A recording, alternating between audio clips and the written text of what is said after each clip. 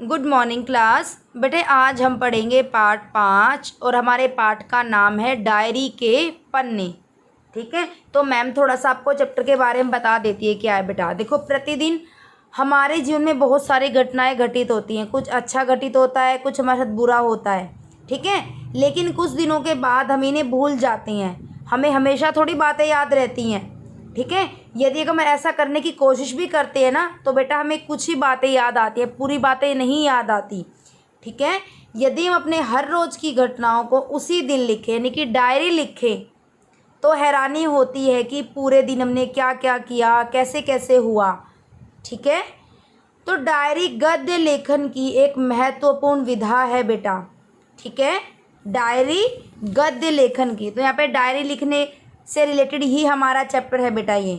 ठीक है, अपने गुण अवगुण सच्चाई से लिखना इसकी सार्थकता है। यानी कि जब हम डायरी लिखने जा रहे हैं तो उसमें हमें सच झूठ जो भी हमारे साथ अच्छा हुआ बुरा हुआ, हमें उसमें सब कुछ लिखना चाहिए। चलिए बेटा स्टार्ट करते हैं पाठ। निमराना 10 मार्च 2020। ठीक है, आज मैं अपने मित्र प्रणव के साथ उसके गांव निमराना आया। सारा दिन उनके पड़ोस से कोई न कोई आकर मुझसे मिलता रहा। लग रहा था जैसे प्रणव से ही उसका रिश्ता नहीं, मैं भी उनका अपना ही हूँ।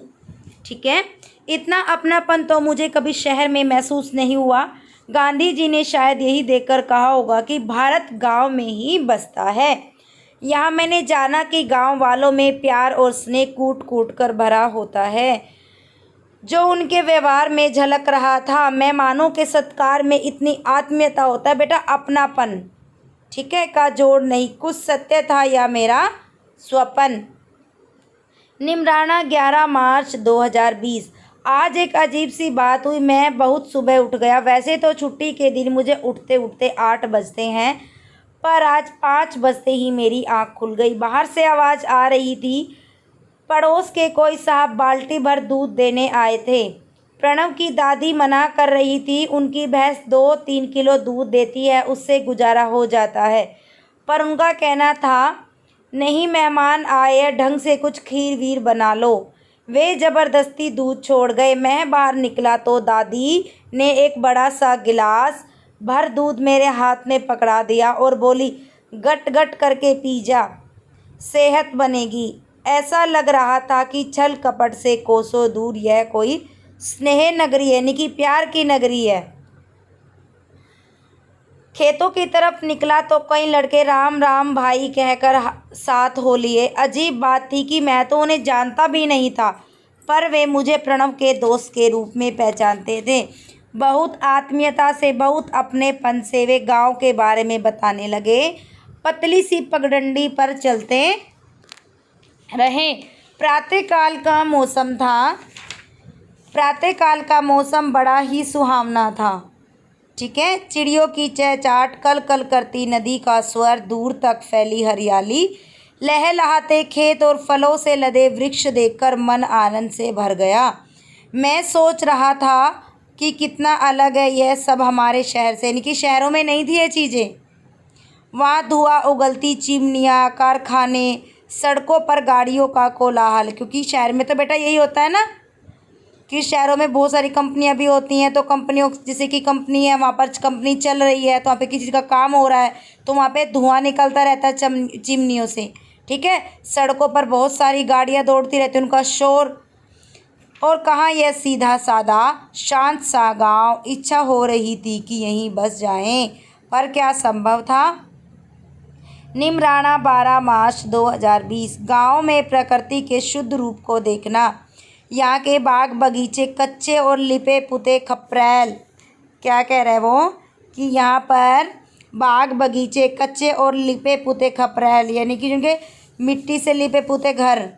ठीक है, मुझे शहर के आलीशान भवनों से ज़्यादा खूबसूरत लग रहे थे, क्योंकि उनमें सादगी थी। शहरों में तो हर जगह धोखाधड़ी ही दिखाई देती है।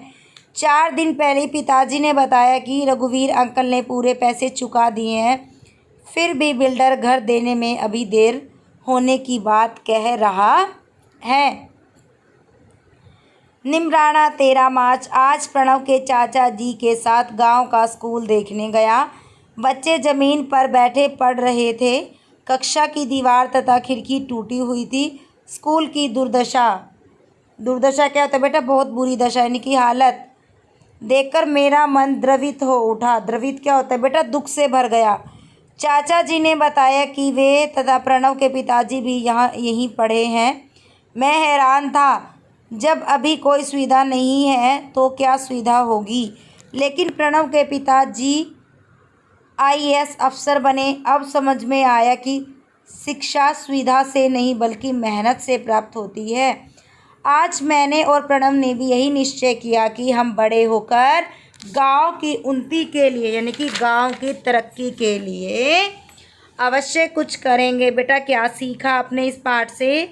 कि ग्रामीण जीवन से यानी कि गांव के जीवन से परिचित कराया। देखो गांव में क्या होती है, देखो जैसे कि क्या होता है, गांव में सब लोगों के अंदर अपनापन होता है, एक दूसरे से प्यार करते हैं, ठीक है ना। उसके बाद आदर सत्कार करना, जैसे कि उसने क्या सीखा प्रणव के दोस्त ने कि जब वो उनके घर गए थे तो एक पड़ोसी उनके घर आता है, दूध की बाल्टी दे के जाता है कि तुम्हारे घर मेहमान आए हैं, तो मेहमानों का बहुत अच्छे तरीके से आदर सत्कार करते हैं गांव के लोग। ठीक है बेटा, ओके।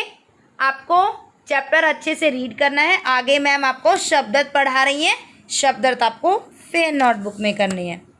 रिश्ता, रिश्ता होता है बेटा संबंध, यानी किसी का मतलब क्या संबंध है, क्या रिलेशन है।